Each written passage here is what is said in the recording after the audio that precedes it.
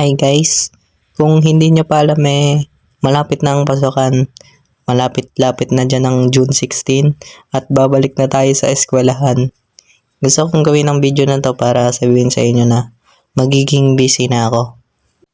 May makikita na kayo dyan sa mga tindahan, yung mga back to school supplies, notebook, ballpen. Magiging busy na ako dyan sa mga assignment dyan, mga project, group work.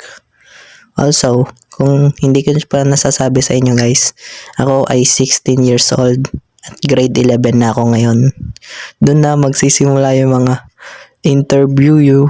Ano tawag doon guys? Wait. Yung thesis defense. Yung madaming tinatanong sa teacher saka ikaw, ginagawa mo ang lahat para lang ma-defendan yung thesis mo. Or, check natin dito sa Google kung ano talaga ang meaning nito para mas maintindihan nyo. A thesis defense is a formal presentation and discussion where you, as a student, present your thesis work to a committee of professors or experts who then ask you questions about it. Kagaling ko guys magbasa ng English, no? Anyways, ngayong mag-grade 11 na ako, sasabihin ko sa inyo guys kung anong course ang pinili ko. At yun ay IT. Pinili ko ay IT. Mapupunta ako sa ICT. Yung isang kagaya ko na wala man lang access sa mga laptop, computer. Alam nyo guys, ang meron lang ako, cellphone. Saka pupunta ako sa ICT kung saan maraming mga computer na mga ganyan. Ako, na ewan lang, nag-cellphone lang ang bag doon sa ICT section. Kagaling ko, no? May nakita na ba kayo guys na cellphone lang ang sa IT? Alam? Dahil baka mahirapan ako doon pero kaya ko yan. Konting kodi ko lang, konting hirap lang guys.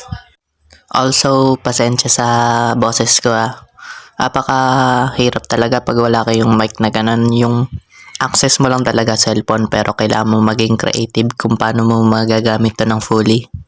Well, pansin nyo rin siguro sa mga drawing ko, hindi ako magaling. Pati rin sa animation, pangit yan. Takte, pumapasok ako sa mga gantong bagay na wala akong alam. Hindi naman talaga ako mahilig mag-drawing sa mga ganon, pero nakita ko yung mga gumagawa nito at gusto kong itry. Kaangos din kaya. Pasensya kung magiging busy na ako at saka magiging late na sa mga upload. Ganon talaga magiging busy na sa school Kayo guys, may nabili na ba kayo dyan mga notebook? May bago na ba kayong bag? Comment nyo naman dyan sa baba Bye guys! Thank you sa supportan nyo lahat guys. Hindi ko akalain na makakakuha ako agad ng 60 subscribers. Onting video pa lang nagagawa ko. Nakaka-motivate talaga guys. Kaya thank you sa supportan nyo.